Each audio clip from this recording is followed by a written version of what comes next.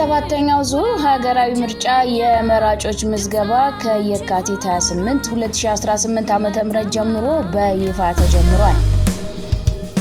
አንዱ ሲያቀብል አንዱ ሲያቀና እርሶም በወረዳው አስተዳደር በአቅራቢያው በሚገኝ የምርጫ ጣቢያ በመሄድ በመራጭነት ይመዝገቡ። ስንሰማማ እኛ ሁላችን የሀገር ካስማ ወይም በአካል ሄደው ለመመዝገብ ካልተመቸው ምርጫዬ የተሰኘውን አፕሊኬሽን በስልክ አውርደው ባሉበት ቦታ ሆነው ኦንላይን መመዝገብ ይችላሉ።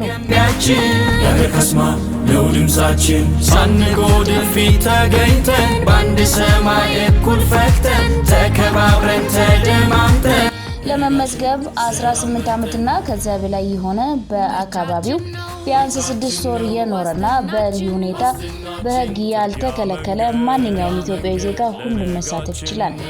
ምዝገባው ከየካቲት 28 2018 ጀምሮ እስከ መጋቢት 28 2018 ዓ.ም ድረስ ለአንድ ወር እንደሚከናወን የኢትዮጵያ ብሔራዊ ምርጫ ቦርድ መረጃ ያመለክታል። የምርጫ ካርዶን በወቅቱ ይውሰዱ። የነገዋ ኢትዮጵያ በድምጾ ያጽኑ።